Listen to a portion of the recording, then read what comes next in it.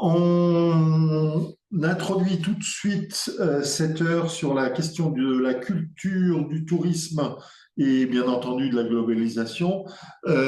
J'introduis avec Prosper Banner, qui est entrepreneur coopératif et universitaire. J'espère qu'il revendique cette définition. À Aix-en-Provence, euh, je sais qu'il a fait un excellent ou un exceptionnel doctorat sur les questions du tourisme, et essayons de rentrer en contact très vite. Et puis, je crois que nous allons développer ça en dialogue avec Daniel Laudenay, qui lui est consultant économique, social et solidaire, expert en tourisme. Nous avons 40 minutes ou 30 minutes devant nous. Prosper, bonjour. Bonjour, bonjour Vera, bonjour Rudy. Bonjour. Bonjour, Et Prosper. merci pour l'invitation. Alors, j'ai quand même pas euh, nommé cette organisation extrêmement intéressante qui a trait aux oiseaux de passage, euh, et qui est une sorte de réinvention, je dirais, d'un tourisme social. Est-ce que tu veux commencer peut-être par un petit portrait de ces oiseaux? D'accord. Oui, alors je vais présenter les oiseaux de passage. Donc, c'est une coopérative qui a été créée en 2016 et c'est une coopérative qui fait ce qu'on appelle de la recherche-action. Donc, qui a été montée sur la question de l'hospitalité et elle a été montée par un appel d'une autre coopérative qui s'appelle Hôtel du Nord dans les quartiers nord, qui fait de l'accueil et de l'hospitalité et qui avait sollicité d'autres acteurs, dont Equitour, dont fait partie Daniel Ledonné, des gens du tourisme social, de l'accueil social, mais pas que de l'accueil touristique, aussi des foyers de jeunes travailleurs, etc., sur dire on est hospitalier, on accueille des personnes, on essaye de de les accueillir dignement. Mais aujourd'hui, les cadres qui soient numériques, donc les plateformes de réservation online ou les cadres des publics, les législations, le code du tourisme, etc., ne nous permettent pas d'être pleinement hospitaliers comme on l'imagine.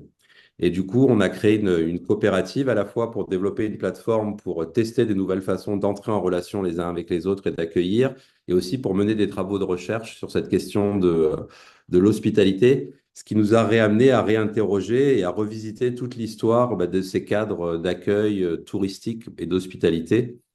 Et après, c'est ce que je peux voilà, développer sur quels axes on travaille peut-être rapidement. Il y a un premier axe qui est la catégorie touriste. Ça a été l'objet de ma thèse, ce que tu disais. J'ai fait une thèse où je me suis posé la question pourquoi, quand on veut être hospitalier, accueillir dignement toutes les personnes de passage sur un territoire, eh ben, c'est pas si simple que ça. Puisque j'étais, moi, amené à accompagner des personnes qui voulaient simplement accueillir sur leur territoire, partager leur récit, leur histoire, leur maison.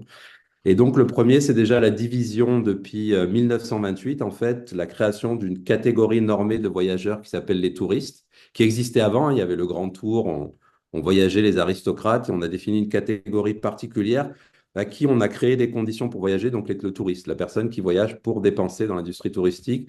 Et de l'autre côté, on a créé en même temps une autre catégorie qui est le migrant, mais on a aussi mis de côté toute une autre catégorie de personnes de voyage qui sont aujourd'hui quasiment invisibles, qui sont toutes les autres personnes de passage sur un territoire, des gens qui viennent travailler, étudier, se soigner, voir de la famille, etc. Et aujourd'hui, même dans l'imaginaire collectif, où le tourisme est devenu un sujet, on parle toujours des touristes et des résidents. Et on oublie, pour donner un exemple, sur Marseille, on sait grâce aux données téléphoniques qu'en permanence, il y a 70% de résidents, 15% de touristes qui viennent pour du loisir ou du congrès, mais 15% de personnes qui viennent pour d'autres raisons. Et donc déjà, c'est ça, sortir de cette catégorisation avec d'un côté des offices du tourisme, des politiques d'attractivité, et de l'autre côté d'autres politiques.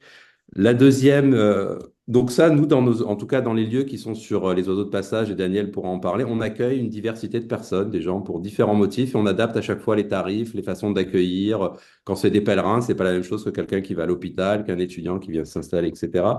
Mais ça oblige à s'intéresser à un deuxième standard du tourisme, qui est la façon dont on classe et on qualifie les accueils. Et tout ça est basé, là, plutôt, ça date de 1900. Ça s'appelle, nous, ce qu'on a appelé la chambre fort, mais c'est le classement sur le confort. C'est-à-dire que, en même temps qu'on autorisait, en gros, les bourgeois à voyager, donc les touristes, qui à cette époque-là était, par exemple, avait le Touring Club, ils étaient 700 000, c'est quelque chose qui était assez puissant, le Touring Club à un moment. Ils ont dit, on veut bien voyager, mais dans nos conditions de vie à nous. Donc, on veut voyager dans des endroits spacieux, dans des endroits équipés, dans des endroits avec du service et dans des endroits hygiéniques.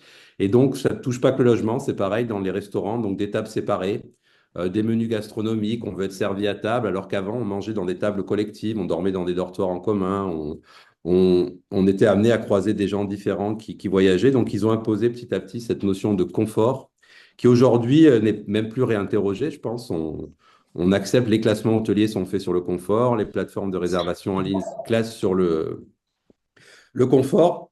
Là où ça pose question, c'est que tout ça, ça met de côté beaucoup d'autres façons d'accueillir qui sont le commun, les espaces communs, qui sont le contributif, qui sont le non marchand, qui sont le vivant. Et ce qui fait que des accueils d'autres sont déclassés en fait ou ne sont pas visibles. Donc nous, on a travaillé plutôt sur ce qu'on appelle, alors du premier, on est passé du touriste à l'hospitalité, l'accueil de toutes les personnes de passage. Là, on travaille de passer du confort au réconfort. Et il y a un vrai enjeu de relation, mais aussi aujourd'hui écologique puisque toute cette logique de classement sur le spacieux, l'équipé, etc., ben, ça veut dire qu'un touriste consomme aujourd'hui 2 à 3 fois plus d'eau qu'un habitant. Ça veut dire aussi que on est sur des logiques plutôt de gens qui ont les moyens de se payer ce type de tourisme-là, donc de l'international, donc beaucoup de transport aussi. Donc voilà, ce type de classement pose au-delà des questions aussi qui met de côté certaines formes d'accueil, il a un impact écologique qui aujourd'hui est de plus en plus documenté, qui fait que l'Agence de l'environnement française recommande de la proximité et de la sobriété, donc d'autres formes d'accueil. Donc ça, c'est notre deuxième axe de recherche. Et le troisième au sein des oiseaux de passage, c'est toute la relation aussi dans le tourisme. On nous met dans des relations de ce qu'on appelle consommateurs B2B, C2C. On nous met en compétition entre hébergeurs, entre destinations. On est dans des logiques de comparateurs. Donc on réduit l'offre à quelque chose de comparable, donc souvent à quelque chose d'assez simplifié. Et on va mettre de côté tout ce qui singularise les personnes et tout ce qui fait aussi leur relation, donc relation à l'histoire, au territoire. Et c'est pour ça que nous on parle de communauté d'hospitalité. En fait, sur un territoire, c'est une communauté qui accueille. Quand on accueille, par exemple, des réfugiés, il y a des gens qui accueillent chez eux, il y a des gens qui les accompagnent, il y a des gens qui vont leur donner du conseil juridique, mais c'est la même chose avec, en fait, toutes les personnes de passage. En fait, c'est une communauté qui accueille. Donc, c'est aussi sortir de ces logiques de comparateurs et permettre à chacun de se singulariser dans son histoire, dans son récit, etc. Donc ça, c'est un peu voilà les oiseaux de passage. Et à la fois une plateforme qui fait ça, si vous allez voir dessus, vous allez voir des communautés, vous allez entendre le son de voix de personnes, vous allez voir des récits, vous allez voir des typologies d'accueil très différentes. Et en même temps, on mène des travaux de recherche et des publications sur ces questions d'hospitalité. Comment on pourrait mener cet exemple-là et le connecter à la question de la globalisation, peut-être même faire quand même une certaine critique de certaines manières d'être touriste Oui, il a Ah, droit à la mobilité, en comme même temps. ouais. Ouais. Alors, il y a deux choses. C'est déjà que cette forme a été construite sur une bourgeoisie occidentale qui a imposé, quand on regarde, il y a eu quand même plusieurs travaux, notamment en ethnographie, sur les différentes formes d'habiter, de dormir, etc., où la chambre individuelle n'allait pas de soi. Même en France, elle n'allait pas de soi, hein. C'est quelque chose d'assez récent. Donc, on voit qu'il y a déjà une imposition au niveau international. D'ailleurs, souvent, les publicités des grands groupes, c'est vous êtes partout chez vous. Et d'ailleurs, on sait, on a partout un petit déjeuner continental. On a partout des menus touristiques, on a partout des parcs naturels aussi pour touristes, etc. Donc il y a aussi une mise à disposition du monde donc dans les formes d'accueil, mais aussi dans le droit de voyager, puisque dans ma thèse, moi j'avais croisé le nombre de pays qu'on peut visiter sans visa et le revenu moyen par pays. Et les deux se suivent. Et pour vous donner les deux extrêmes, un Français, nous qui sommes en haut de la courbe, on peut visiter à peu près 160 pays dans le monde sans visa ou alors de façon assez simple pour avoir des visas. Un Afghan, c'est 5. Donc on voit que plus le revenu est élevé, plus la personne a le droit de voyager. Et aujourd'hui, ça pose en tout cas des vraies questions, notamment avec le changement climatique, une accélération des mobilités choisies, donc avec des gens qui habitent de plus en plus le monde, avec de plus en plus de résidences secondaires, de breaks où ils vont voyager. D'ailleurs, le low cost ne permet pas à beaucoup plus de personnes de voyager, mais permet à ceux qui voyageaient déjà beaucoup de voyager encore plus. Donc on voit qu'il y a une Mhm. mise à disposition du monde qui pose aussi des questions dans les parcs naturels, etc., où on met à disposition aussi des espaces, etc. Il y a plusieurs travaux qui ont été menés. Et de l'autre côté, d'autres gens qui ont besoin d'être accueillis, qui ont besoin, et à qui on freine de plus en plus la mobilité, mais Pas que les réfugiés, aussi les travailleurs. On n'arrive plus à loger les saisonniers, les étudiants. Il y a des villes où ils ne peuvent plus aller étudier et vivre parce que les conditions d'accueil ne sont plus bonnes. Mais voilà, de plus en plus de personnes dont la mobilité est freinée ou compliquée. Et de l'autre côté, des gens à qui on facilite. Et c'est très bizarre de passer de réunions avec les offices du tourisme, où on est dans des objectifs de 100 millions d'accueil, on apprend les langues, on développe des plages pour accueillir, à d'autres endroits où c'est très compliqué d'avoir seulement un endroit où dormir, un endroit où prendre une douche, etc. Donc il y a vraiment, oui, sur la globalisation aujourd'hui, cette organisation qui a été pensée plutôt après la crise économique de 29, etc., et qui a été très structurée après la Seconde Guerre mondiale. Aujourd'hui, elle pose des vraies questions et climatiques et sociales et en termes de, aussi d'humanité. Voilà, donc le tourisme, en fait, a souvent été à l'avant-garde aussi de changements de société. Et aujourd'hui encore, par exemple, dans ce qu'est la société de la surveillance, tous les tests qui se font au moment des Jeux Olympiques, c'est là où on installe aussi des systèmes de surveillance, etc. Les visas sont aussi des systèmes qui ont été les premiers systèmes où on fichait la religion de la personne, etc.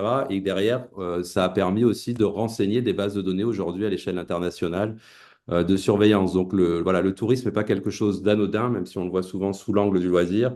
C'est quelque chose qui structure nos imaginaires et nos façons de penser quand est-ce qu'on peut voyager librement et d'autres non. Donc, c'est très lié à la globalisation.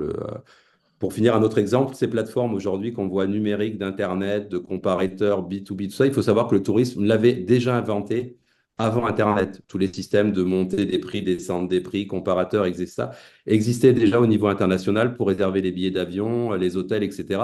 Internet n'existait pas. Donc, il a déjà structuré ça et ça structure aujourd'hui la façon dont existe le web. Le fichage des voyageurs existe depuis les années 50. Ce qu'aujourd'hui, on retrouve dans les profils, etc. Donc voilà, On le pourrait, touriste on est... pourrait, on pourrait s'imaginer que tous ces outils numériques aident à l'improvisation, mais c'est pas du tout le cas. Ils interdisent l'improvisation. Alors, ça veut dire qu'on est même dans, nous, ce qu'on appelle une relation sans relation. On est dans une mise à distance du monde, hein, c'est-à-dire, au contraire, il y a même des garanties qu'on va avoir de la neige, qu'on va avoir des vagues, qu'on va bien être accueilli, etc. Alors que paradoxalement, et c'est aussi tous les travaux de Rosa Hartmut sur l'imprévisible, etc., souvent ce qu'on se souvient d'un séjour, c'est ce qui n'était pas attendu, ce qui était imprévisible, alors que c'est un secteur qui vend des garanties. D'ailleurs, la France est le premier pays à s'être doté d'un code du tourisme qui protège le touriste quand il voyage, ses réservations, s'il lui arrive un souci, etc. Et on le sait quand on fait partie des 10% de personnes qui ont par exemple la chance de pouvoir prendre l'avion et de voyager avec l'avion, que où qu'on aille, on aura un système de protection, de garantie, d'assurance, etc. Et on va même rechercher de l'aventure. Et ce qui est des fois paradoxal, c'est ce qu'on va rechercher, c'est ce que fuient d'autres gens qui sont appelés à voyager.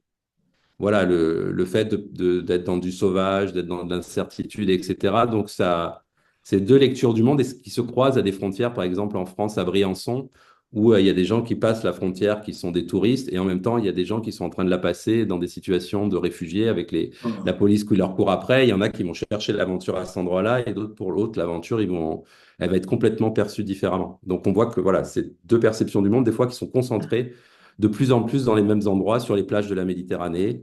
Voilà, il y a des endroits où ça se croise de plus en plus. Et voilà, et ça fait des histoires. Voilà, à une époque, à Briançon, les gens se déguisaient en touristes au moment du ski, parce qu'aussi la couleur de peau, quand ils passaient, ils étaient repérés pour passer. Et là, ils passaient librement. Et si par contre, on repérait la couleur de peau, là, ils passaient plus librement. Donc voilà, il y a sur les mêmes endroits, on n'est plus du tout dans les mêmes rapports, dans ce que tu disais, la capacité à être mobile, à se déplacer, etc. Et avec des droits différents. Donc, on connaît aussi les réfugiés syriennes et palestiniennes, etc., qui dit l'autre jour, je suis venu comme touriste, aujourd'hui, je suis un réfugié et j'ai perdu tous mes droits. Et voilà, il y a les deux directions des marchandisations aussi de cet acte de visite, parce que la visite est mutuelle, donc voilà, tout ce que vous travaillez sur l'hospitalité, c'est un échange, ça pourrait être un échange mutuel. Si on voit les visiteurs aussi comme ceux qui amènent un savoir, qui amènent un regard etc. Mais s'il est qu'un exploiteur des ressources de pays d'accueil, c'est plus un contrat civique d'un visiteur, ni voilà. Et ça donne Après, pas oui, la... il y a quand même une lecture aujourd'hui qui est très focalisée sur d'un côté les réfugiés, d'un côté les touristes. On oublie aussi précision. souvent tout ce qu'il y a entre les deux. Et c'est intéressant, la ville de Venise a décidé de mettre un ticket d'entrée. Elle l'a testé. Donc on est toujours dans cette mise à disposition du monde, hein. En fait, l'objectif de ce ticket d'entrée, c'est de... Aujourd'hui, dans Venise, il y a à peu près 20% de touristes et 80% de présence d'autres personnes de passage. L'objectif, c'est d'arriver à du 50-50. Donc plus de gens qui viennent dépenser dans les hôtels, les restaurants. Mais ce qui est intéressant, c'est que quand ils ont voté et adopté, ils ont identifié 32 raisons d'exemption du ticket. Parce qu'en fait, dans cette ville, il y a énormément de gens qui y vont. C'est une capitale de région. Il y a des gens qui viennent pour plein de motifs. Il y a des prisons pour faire des visites aux prisons. Il y a des hôpitaux. Il y a beaucoup d'autres motifs. Et ça, c'est vrai qu'aujourd'hui, quand même, même dans le champ de la recherche, on va dire que surtout ce qui est migration réfugiée, c'est documenté. Ce qui est touriste, c'est aussi travaillé. Ce qui est au milieu, quand on demande à une ville qui est de passage sur votre territoire, c'est une espèce de grande zone où on ne sait pas. Toutes les autres personnes qui sont de passage. Mais ça aussi, c'est lié à cette statistique qu'a sorti la statistique migrants et la statistique touriste.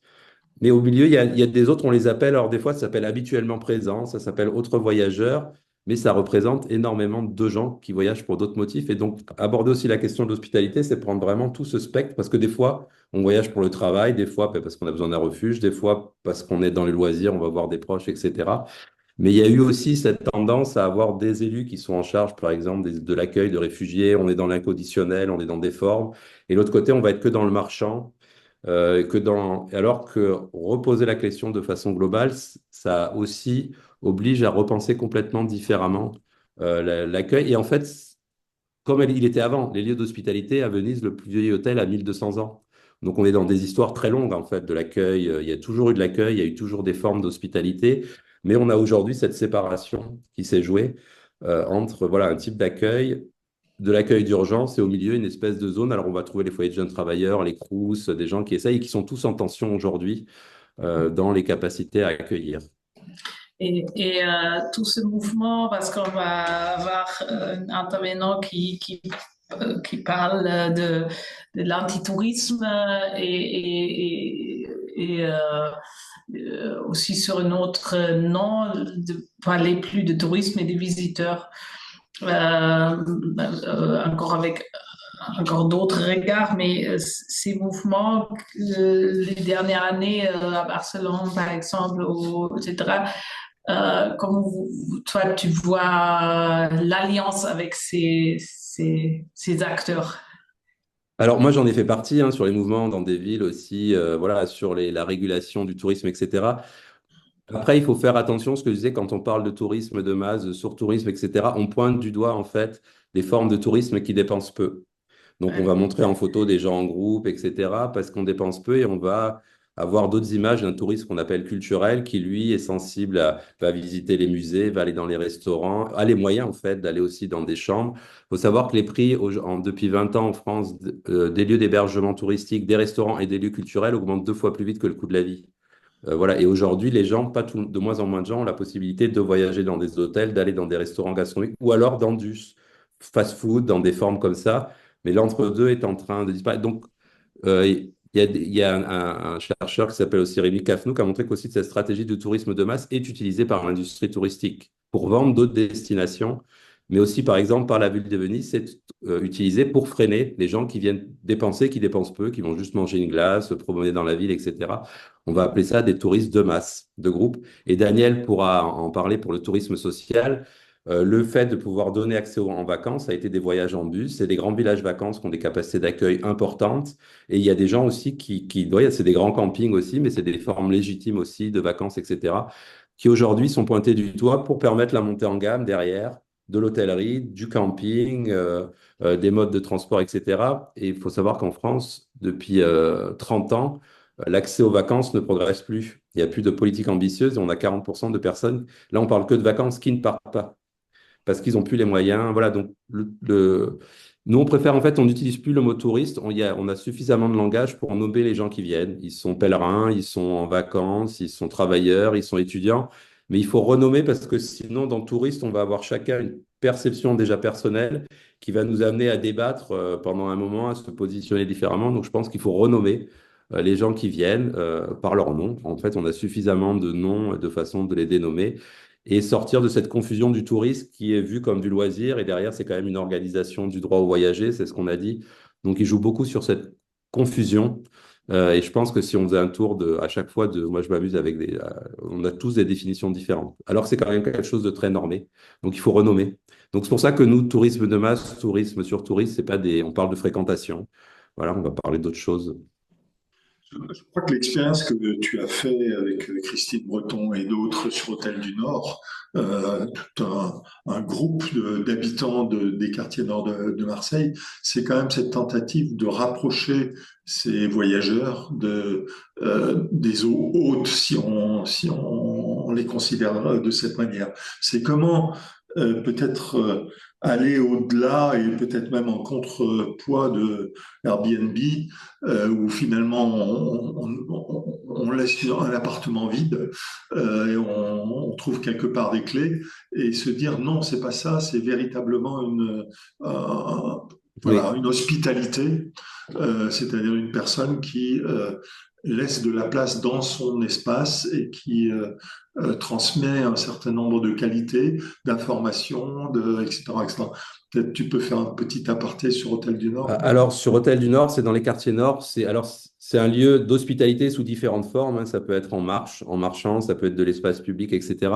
Mais la forme qui est plus proche du tourisme, c'est de l'accueil chez l'habitant. Alors, ça peut être des gîtes, ça peut être des chambres d'hôtes. Il y a une auberge, la plus petite auberge jeunesse de France qui a ouvert. Ça peut être un bateau, ça peut être des haltes pour pèlerins.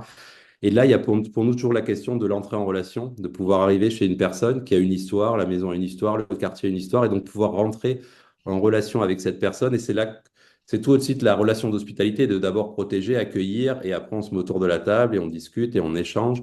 Et ce qui est assez intéressant, c'est que quand on se présente comme ça, les gens amènent souvent des cadeaux, par exemple. Ça veut dire que de suite, c'est aussi ces formes d'hospitalité existent encore dans les imaginaires, et sans qu'on les demande ou qu'on les écrit quelque part.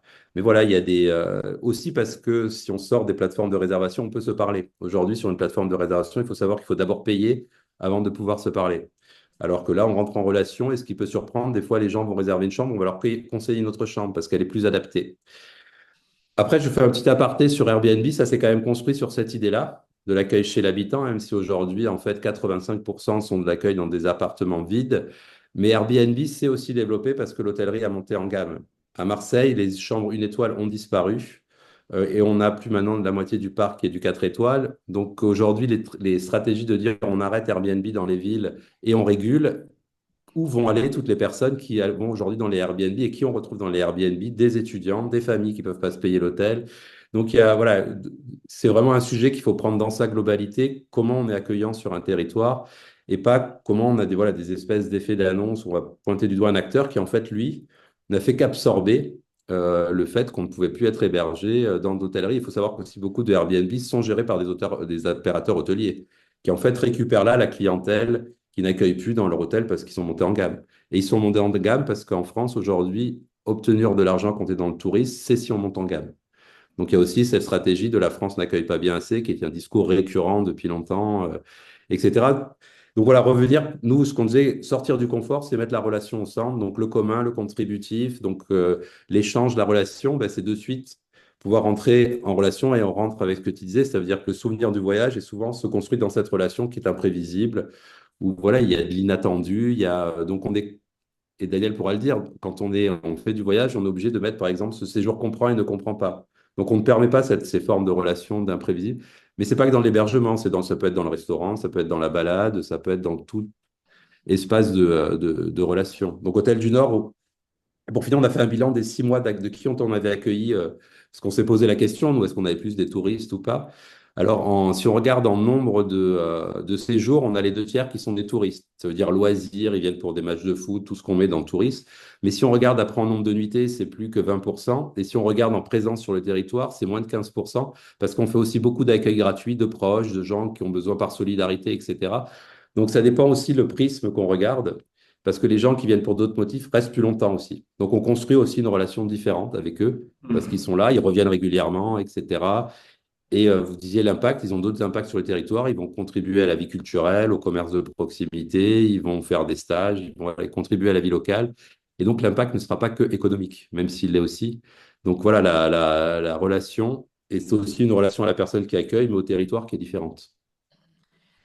Il y a une dimension, mais ça peut peut-être aussi être partagé avec notre prochain intervenant, mais voilà, peut-être un peu entre vous deux, parce que on voit avec les coûts dans la réduction dans l'éducation que souvent dans des quartiers où les enfants n'ont pas le droit, enfin, pas les moyens de voyager, il y a même aussi une suppression des voyages dans les écoles. Et le voyage en soi ne devient plus un projet pédagogique qui fait quand même aussi d'apprendre, de visiter l'autre, les jumellages des villes, etc.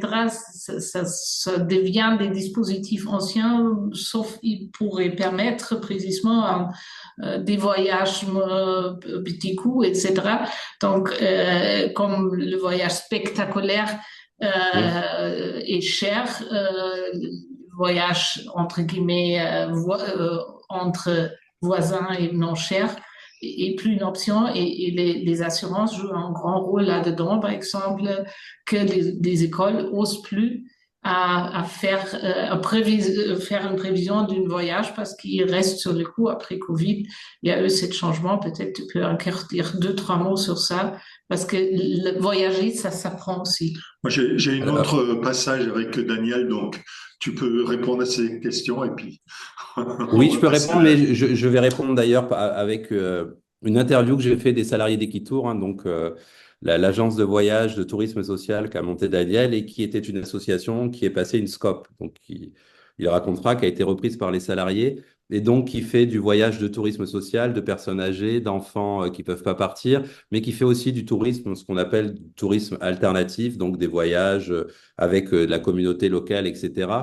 Et quand j'ai demandé aux salariés qu'est-ce qui avait été dans l'année le plus marquant pour eux, en tant qu'ils avaient rendu fiers d'exercer leur métier, on aurait pu penser que c'était les séjours qu'ils soutenaient. Il y a des séjours en Palestine que fait Equitour, il y a des séjours dans des pays où ça soutient des communautés locales. Et ben ils ont dit c'est les séjours qu'on fait pour ce qui s'appelle seniors en vacances, qui est un séjour qui permet à des personnes âgées de partir. Et comme elles ont peur de voyager, elles partent en bus et elles font des grands classiques. Donc elles font un voyage qu'on appellerait tourisme de masse. Et en fait, avec eux, déjà, il y a tout un travail de préparation. Ça veut dire qu'ils demandent aux ceux qui sont partis l'année d'avant de présenter à ceux qui vont partir pour les rassurer. Et ben, ils disent que les témoignages de ceux qui sont partis avant, alors qu'ils ont fait un voyage que nous, on pourrait, alors nous, qui voyageons, qui avons accès à l'avion, on pourrait estimer comme de masse, ils sont partis en bus, ils sont allés voir une destination culturelle. Et ben voilà, ils disaient ils avaient été reconnus dans leurs droits, ils n'avaient jamais fait de voyage de ce type-là, ils étaient partis collectivement, ils s'étaient sentis en sécurité, et qu'en tout cas, c'est là où ils se sentaient le plus utiles, c'était d'avoir permis à ces personnes âgées de sortir de chez elles, de l'isolement et d'avoir droit à quelque chose qui était tout simplement de pouvoir partir ailleurs, pas forcément loin, visiter quelqu'un, voir un lieu, voir un musée, et ce qui nous, on aurait qualifié de tourisme de masse inintéressant. Et moi, ça m'a assez marqué, voilà. Et il y a une étude du Crédoc qui montrait que alors il y a des choses qui rendent les plus heureux les gens. D'abord, c'est d'être jeune, et je reprends les mots de Gilles Kerr. Bon, ça, on peut pas trop jouer dessus. Mais deuxième, c'est le voyage. Et il disait, est-ce qu'il faut voir voyager ceux qui voyagent déjà beaucoup, ou est-ce que si c'est ça qui rend heureux, il faut pas se poser la question de faire voyager ceux qui partent jamais? Voilà, et partir, ce que tu disais, cette transmission, en tout cas, quand on a la chance de voyager, de parler plusieurs langues, c'est très simple, il n'y a pas que le coup, il y a aussi l'habitude de partir. Et là, c'était aussi pour passer le relais à Daniel, moi, ça m'avait marqué, voilà, c'est là où il se sentait le plus Je utile. crois justement pour parler un peu de Mm, qu'est-ce que ça veut dire que voyager seul et qu'est-ce que ça mm, veut dire que de se solidariser d'une certaine manière pour voyager. Je suis en train de lire un livre qui me plaît beaucoup, c'est Alpinisme et anarchie, et qui raconte justement ce moment où on se rassemble pour monter dans la montagne plutôt que de faire de la compétition l'un contre l'autre. Et je crois que là, il y a quelque chose sur le voyage social, quoi, le partage de ce temps libre que je trouve où j'aimerais bien entendre Daniel peut-être réagir. Et en sachant que là aussi, je crois qu'il n'y a pas croissance, il y a plutôt décroissance de ce type de voyage aujourd'hui. Oui, bonsoir. Bonsoir. Bonsoir. Sur Daniel. Euh, Effectivement, cette partie de vacances collectives, hein, qui était l'essence même de ce qui a été les congés payés, hein, parce que nous, on est complètement issus de ces congés payés, hein, même si les salariés aujourd'hui de la SCOP, d'Equitour, sont des trentenaires, donc ils sont loin d'avoir connu quoi que ce soit. Même moi, j'ai pas connu les congés payés. Et donc, mais par contre, on est complètement porté par cette histoire, hein, depuis notre création, les congés payés, bien sûr, en 36, et puis surtout tourisme et travail en 44, puisqu'on est totalement, on est issu de tourisme et travail. Et c'est vrai que la première solution qui avait été apportée aux vacances, c'était bien sûr le camping, hein, parce que c'était moins cher, mais très rapidement, le tourisme social s'est penché sur le côté de l'hébergement. Comment? Parce qu'il n'y avait pas d'hébergement pour partir en vacances. Donc, les villages vacances ont été créés dans les années 60, hein, 60, 70. Ça a beaucoup été profité. Bah, il y a des politiques publiques nationales qui ont favorisé, hein, la création de ces villages vacances. Ça s'est vite arrêté, hein, mais bon, il y a eu comme ça beaucoup de création de villages vacances et les comités d'entreprise ont été pour beaucoup aussi. Donc, cette vie collective en commun a été un choix délibéré, effectivement, d'entrée de la part de ce tourisme social, hein, c'est clair et net. C'était, on partait en vacances ensemble, et puis on pratiquait ces vacances ensemble sur place. On avait des activités sportives, culturelles, tout ce qu'on peut imaginer, hein, dans ces villages vacances. Donc ça, c'était effectivement essentiel. Et puis, petit à petit, je pense, dans les années 80-90, là, on s'est dit, mais oui, mais les riches, ils arrivent à aller au ski, ils arrivent à prendre l'avion pour aller en voyage. Nous, il faut qu'on fasse ça aussi. Moi, j'ai participé à tout ça, hein. Et donc, alors bon, on l'a toujours fait de façon collective, hein. Bon, on partait pas au ski tout seul, hein. On faisait des autocars, on faisait ça sur les villages vacances qui étaient à la montagne. Mais il y a eu effectivement les cartes ont été un peu brouillées très certainement où on s'est dit il faut qu'on accède aux mêmes choses que ceux qui ont les possibilités d'y aller. Et on s'est battu là-dessus. On a gagné en grande part, mais on a aussi perdu certainement dans cette partie de vie collective, très certainement. Et ce que disait Prosper sur les salariés d'aujourd'hui, salariés sociétaires de la SCOP, ce qui est même le plus faire, c'est les seniors en vacances, mais bon, c'est des jeunes qui ont 30 ans, donc c'est assez étonnant, quoi. Bon, c'est peut-être parce que c'est leurs grands-parents, je sais pas, mais bon, c'est vrai. Mais je sais plus, je sais pas. Par rapport à tout ça, je sais pas si ça répond un peu à ton lancement, Si. Rudy. Hein. Oui, si je peux me permettre, parce que cette question me tient quand même à cœur que les écoles et le voyage comme projet éducatif de rencontre est supprimé souvent avec une argumentation qu'il y a que les assurances ne prennent plus en charge l'annulation des voyages, donc les frais sont voilà, il y a tout un Ouais, marché ouais. qui problématise ou qui fait des obstacles pour ce déplacement. Une fois, et après, il y a aussi le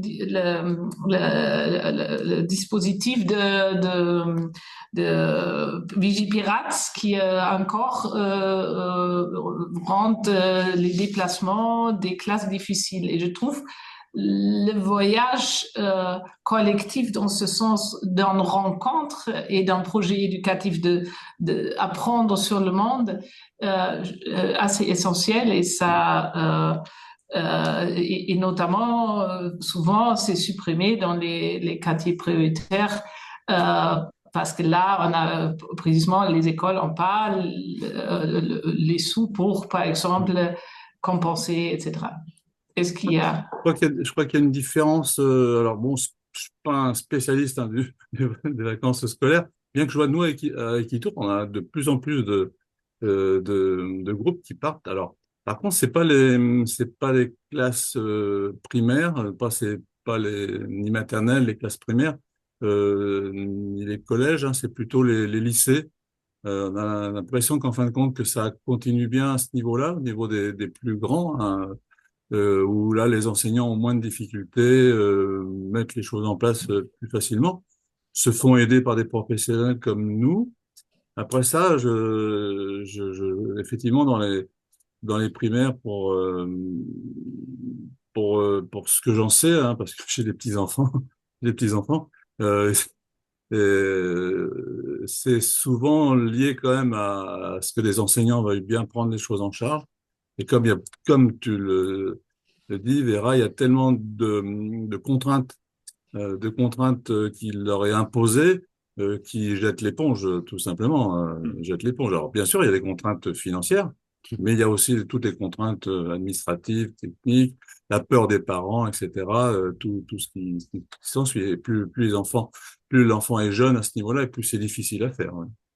On peut faire peut-être un lien avec la globalisation, hein. C'est ce qu'on appelle dans le tourisme le passage de la pierre à la personne. Avant, les villes avaient des colonies de vacances, étaient propriétaires, les syndicats étaient propriétaires de lieux pour permettre le départ en vacances, d'ailleurs avec aussi un objectif d'aménagement du territoire.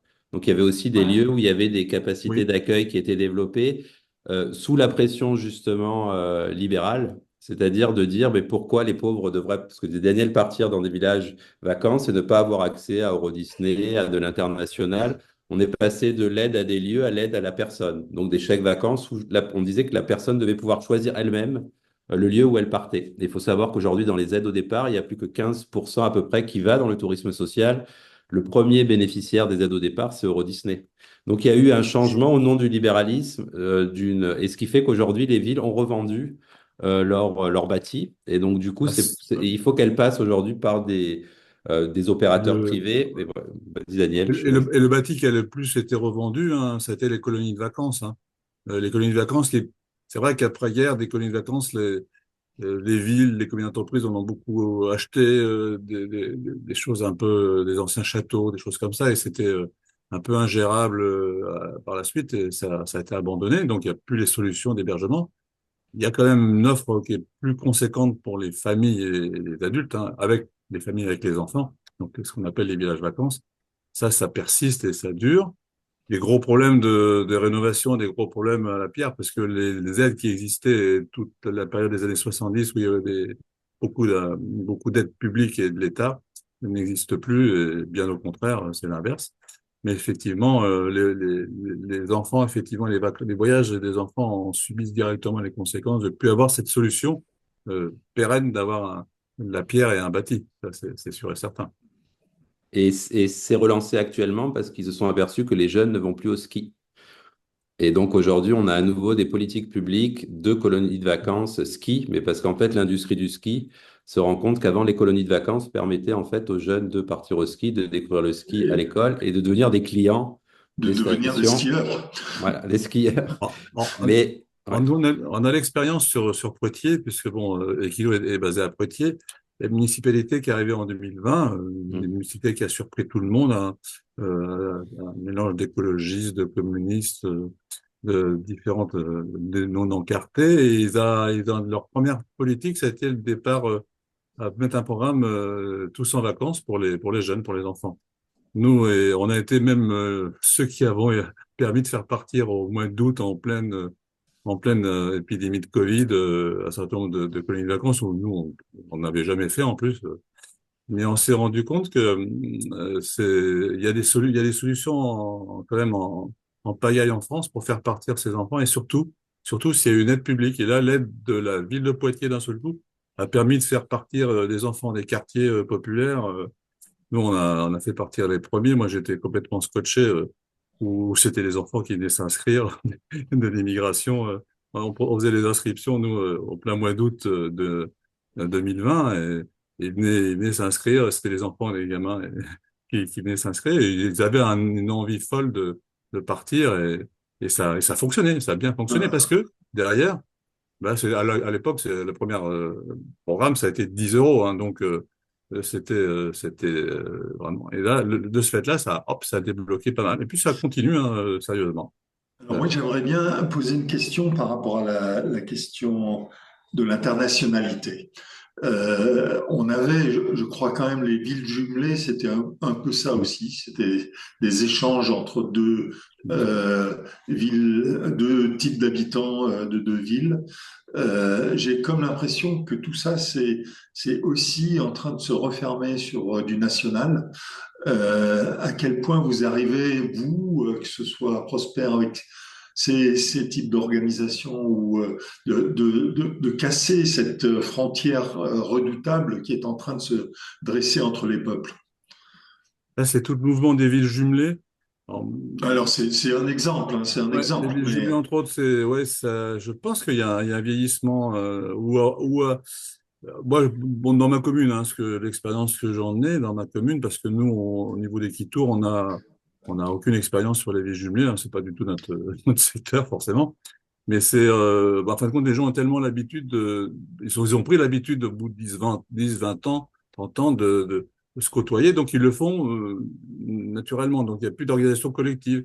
Et derrière, les rencontres des pompiers ensemble ou des enseignants se fait plus, quoi. Dans les petites communes, c'est difficile et il y a un mal de chien à faire vivre ces comités de jumelage, en fin de compte. Mais est-ce que c'est parce que c'est une évolution normale, parce que les gens se connaissent mieux et se voient mieux? Ça sera à vérifier quand même. Ouais.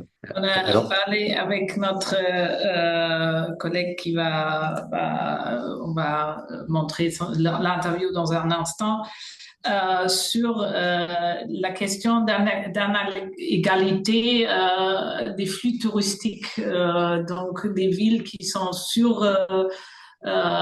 visitées ou des lieux, et des pays qui, après Covid par exemple, et avec les conflits et la médiatisation des conflits, etc., sont dans une désavantage d'absence des visiteurs, et qui cause des crises économiques. Et l'idée est venue en disant, est-ce qu'il peut pas aussi avoir des actes, des pactes solidaires de partage des flux? alors pour répondre à Rudy et à ça, il y a déjà cet imaginaire de la destination qui n'existait pas avant. Même les voyages avant sociaux étaient en itinérance. Ça veut dire revenir aussi sur des formes d'itinérance. Les formes d'itinérance, ça peut être aussi de la mobilité train, qu'aussi le trajet fait partie du voyage. Ça veut dire qu'il y a des constructions qui ont été faites dans nos imaginaires où on devrait arriver très très vite. On reste très peu de temps. Il faut savoir qu'en France, la durée des séjours, c'est moins de 7 jours pour les Français, mais pour les étrangers, c'est moins de 2 nuits sur des lieux. Donc voilà, on reste très peu de temps, on est dans les logiques de destination. Donc c'est international, mais avec à nouveau cette question de l'itinérance. Et on voit qu'à nouveau, il y a les cartes Interrail qui repartent, il y a des formats comme ça où on va Pas de nuit. voyager, voilà, on dit des trains de nuit, mais du coup le voyage fait partie. Et tout ça, c'est des choses qu'on a cassées aussi. Et dans le tourisme social, il y avait aussi des longs voyages en bus, où on allait à un endroit, à un autre endroit. Et ça, c'est plus, même les plateformes ne sont plus prévues pour fonctionner comme ça. Donc, on est obligé de reconstruire aussi tout un système qui permet ce type d'accueil. Et juste la deuxième question que tu avais posée, Vera, je voulais répondre, c'était... Oui, c'était la question sur la Ah oui, solidarité internationale des flux alors les flux, c'est touristiques. pareil, c'est-à-dire que les flux sont aussi concentrés sur des destinations qu'on met en avant. Et du coup aussi, voilà, la logique d'itinérance, en fait, casse la logique de destination. Elle oblige à être plutôt dans des formes différentes. Aujourd'hui, on est quand même on prend une destination, on la vend, mais une fois qu'on l'a suffisamment exploitée, on bascule sur une autre aussi parce qu'il y a une guerre, il y a une raison.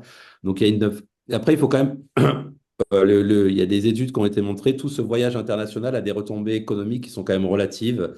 Parce que les opérateurs de voyage captent quasiment 80%. Du Mm. coup, c'est eux qui vendent les billets, c'est eux qui captent l'hébergement, c'est eux qui sur place accueillent les Club Med. On dépense, mais c'est comme les paquebots, hein. C'est le même modèle économique que les navires de croisière. Il y a très peu qui est dépensé à l'extérieur.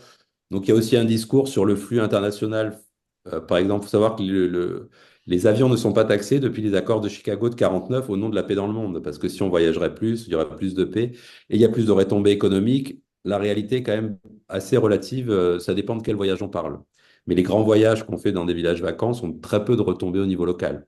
les groupes arrivent à capter au départ et à l'arrivée. Et ça aussi, Daniel c'est même une bataille dans le tourisme Par, social d'essayer d'augmenter la part de retombées locales. par contre, ces équipements sur les communes, hein, sur le milieu rural ou même maritime, il y a quand même toujours un lien avec la population locale. Parce que ces villages vacances, en fin de compte, ils servent aussi toute l'année, le plus longtemps possible. Et souvent, c'est un équipement aussi de la commune. Moi, j'étais dans des villages vacances où la piscine, en fin de compte, sert à la commune. Et donc, les enfants des écoles viennent à la piscine du village vacances. Donc, c'est une intégration aussi dans le milieu. Et ça, c'est le propre des structures qui sont membres de l'UNAT en France, qui ont cette implication-là avec les territoires, quoi. C'est vraiment. Daniel et Prosper, c'est la règle du jeu, elle est dure. On n'est pas dans une conclusion et on pourrait encore discuter des heures, mais on doit passer au prochain sujet. Donc c'est invité. Merci. Non, prochaine invité. Prochaine invité. Avec laquelle on a fait un interview ce matin parce qu'elle a eu un empêchement. C'est Nouria Bonesaran de Amsterdam et Barcelone, de l'Université of Applied Science, sur le tourisme et qui va nous parler précisément de passage du tourisme aux visiteurs. Et voilà, il fait part de cette section et un grand merci à vous et avec toutes ces pensées sur lesquelles on aimerait bien continuer à échanger. Avec plaisir. Avec plaisir. Merci. Bonne soirée. So regarding, tourism, maybe I have to say that our research program started to be called Cities and Visitors, because we started also to realize, together with this book by Feinstein, the importance of visitors for cities as well. And maybe, as you very well know, in Barcelona, with the Olympic Games, for instance, which was very important to say, we are here in the world. I have also seen the positive, let's say, phases of having visitors willing to come to your place. That's something that I very much realized already, in my first years of doing this research and trying to capture the different imaginaries of places and why are places so attractive. Paris has been, of course, a magnet for now quite long. So the importance of places is something that I think that it's very interesting to. Can I start to cut on this point, because it's very interesting? I think there are two ways to host the world at his place. You can say we open our city at this host for a moment or for a long time, or we can say we give the image of our city of the world, and these are two, I think, approaches. Totally. And it is such a complex topic that I think that it's because of we have been seeing it, that we can, understand more why it is enough now very often. So I think that that's something like difficult to see at the specific moment, like what they say with a fish who doesn't know what water is. I think that we have experienced this kind of, like dynamics. But this one was for me important, is Barcelona in the beginning, with, for instance, these policies that were saying hotels may not have a private beach. The beach is for everybody. And we also could feel that the money from the tourism, the visitors, was also used for public transport, for instance. So I think that as long as there is something as that, you also think people come because they are interested in the culture of the place. So there is then, welcome, I think that this has, especially in Barcelona, been for a long time like that. And since since we look on this kind of what has changed in 25 years of globalization, this manifesto for the reorganization of the city after COVID, which was produced in Barcelona and is a reference for other cities too. One cut in the tourism world, I think, was really this COVID period, how do you see yourself involved in with a double head of being citizen and teacher at the same time? Exactly. And I have to say, I don't know, but I am in Amsterdam, so we have been Yeah. always studying from these different, like. Who is also a tourist city, huh? And then maybe I also have to say, because you have mentioned this city marketing, that we have been studying city marketing, but it's not that we were in favor. It was an interesting thing to study, let's say, until we, like 3 years ago, 4 years more, we said we don't want to use this term marketing anymore, because who decides who is the target group for places, So it was this, that's not something that someone can decide. And I think that this has been also something that it's like common in places, like who decides. So marketing should not decide, or at least not be seen, a city marketing from a city, but that's not.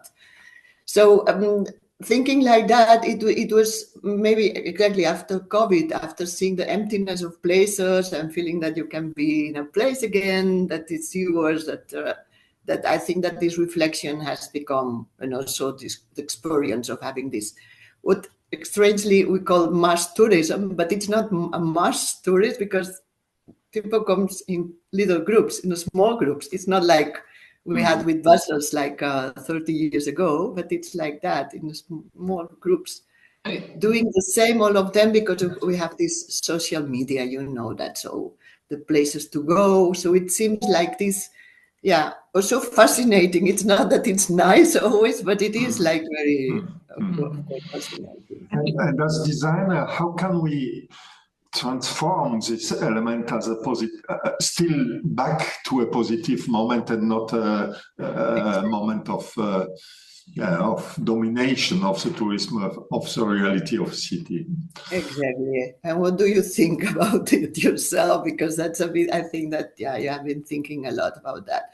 I still think that many people would like to relate to a place. That it's still good to discuss also with my students of business and economy, the importance of relating to places and to really willing to understand where you are, etc.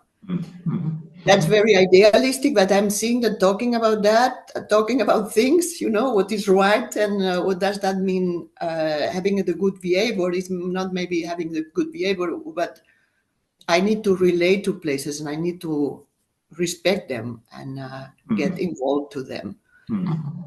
It is idealistic, but I think that it could work, because I also see with my students with lots of interest in understanding. And then also, for instance, instead of saying avoiding the places for tourism, just to go there to cherish them, to cherish also the history.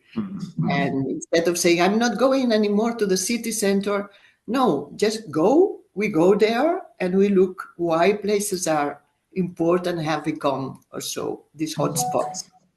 I think it's interesting that you have chosen the term visitors instead of tourists. So is a visitor more in a kind of social contract between the place visiting and so all about hospitality? So the host is the host. So both have this role of welcoming. Exactly, and also relating to. So the one needs to learn how to behave, let's say, but also to relate, and the other also maybe to. I mean, it's idealistic, like with tourism, but if we think that visitors are also, for instance, students going for 1 year to study somewhere else, or we as working somewhere else. So the definition of visitors is indeed someone who is less than 2 years somewhere. And then very often after 2-3 months, you feel already part of a place. And that's also something very nice. There are some places who try to introduce this ecological way to accept the visitors and to say they have to deal not only with the citizen, but with the country, with the city, with the mayor. And I think in the positive way is to say, okay, we are really a person who has to accept the rules of the place when we come as visitors. And this is absolutely the contrary of this mass fly and other kind of bullshit tourism. But how can we introduce this sensibility to say, I come and I have to respect the ecosystem, we can say, a very large ecosystem, social ecosystem and all this. Exactly, but the problem is that I don't have really an answer to that more than this. We have seen it also in the past, going to places and thinking I'm here because, in Paris, because we know the importance of, streams and I'm feeling also that this kind of interest is there as well. So I don't think that it is good to think about tourists like idiot. Everybody's idiot. Absolutely. So because also with sometimes I hope they are not listening to it, but sometimes the students from business and economy have the name that they don't care about things. But I see that if we talk about things and we discuss it, that then they get interested. So I imagine that if we could have this conversation in a bigger way, and now I'm seeing, for instance, in Amsterdam, there is not anymore City Marketing Amsterdam. Now it has been transformed in Amsterdam and Partners. It's still a bit but it is a way of, thinking it's not about marketing, targeting and deciding, but about, combining. So I still also have my doubts that this is possible in this very large dimension, let's say, but I see sensibility as well. And also visitors here in Amsterdam, tourists as well, trying to go with a bicycle, but then getting from the Amsterdam or saying hey, get away because you cannot, ride a bicycle. And that also feels silly, that you think you are doing the best. And I, since in this game you have always winners and losers. The thing is that some spots got much more attention and the numbers increased, but a lot of areas in the world are now not visited anymore because seen as dangerous and so on. How does the discipline see itself in a kind of tourism justice, if you want to say it like this? And this would be very interesting also to maybe we have the history of city, twin city culture, but could this also be a kind of opportunity to say we make a kind of twin contract with a place which has lost visitors, and to see this as a global, if we take this term of the 24 hours in the center, are you working on this kind of approach? Yeah, this is so interesting because this is we are working already since 2015, and I can mention Beatrice that I know your work as well. In the area of the Bijlmer in Amsterdam, in the southeast, which is an area that has had for years a very, very negative reputation, and while working there, you also can feel the amount of knowledge and quality, that there is in the area. So one of the things were how to attract visitors in a way that is respectful and also understanding, the idiosyncrasies and the ideas of the place. So this is then so interesting because sometimes you need visitors because it is a sign of respect, let's say. So it was there also very very good the idea, we don't want to be visitors only because they don't have a place in the city center, but we want to have visitors that are interested in visiting us, and this can also help to develop the cultural infrastructure that is needed, because there is a big difference between the rich infrastructure of the city centers and the infrastructure of the so-called peripheries.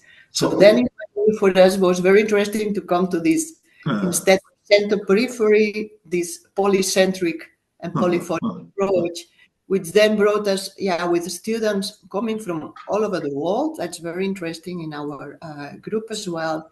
So it's thinking, for instance, other places we think is a periphery, like Medellin. While Medellin is, of course, like enormous, important. It is a pole for many persons. Exactly. So this concept of center and periphery was so good by Scott, by the way. And thinking like, Kazakhstan, another colleague from Kazakhstan, looks like Almaty. And then you think, this is Eurocentrism. Just because we have to finish. Of course we have to finish. It's very interesting. We can speak hours, I think, about this topic. When we look a little bit the evolution of the globalization open with this idea to say every person can go in everywhere, we open and all this. And the moment we are absolutely in the contrary. We close, only the business can be global, but people are staying in the same place. And this evolution, and then when the tourism is coming in a kind of mass and very controlled element. If we I try to be a little bit in a left position to say, okay, controlling could be a contract in between the inhabitants and the citizens and the voyageurs and these persons who move. And what can be a contract, and can be this contract righted and signed? This will be very interesting for, I don't know if I look again, Spain, any isles who are bombed from German and English drinkers, who say, yes, okay, we accept, but there are conditions of it. And the condition is the respect of the place. That's very nice. I don't know. That's very nice. And I think that there are already these kind of initiatives here in Amsterdam North, more related to the new inhabitants that are from somewhere else, this typical gentrification. But then, the residents of the area have elaborated this 10 contract points of a manifesto contract. Exactly. Super interesting. So if you have more examples, we are also looking. No, we have to initiate the 24 hours. We speak long time about this because we have seen in Iceland, for example, there are some examples where you are in the same time not controlling, but you have a kind of social contract. And I think this is interesting how a contract helps not to control, because it's a kind of auto responsibility. And this makes, I think, traveling, if we don't use the word of tourism, but this means traveling, which I think is still so important for peace, that especially the youth has the right of displacement and travel and choosing, have a freedom to make experience and to interexchange.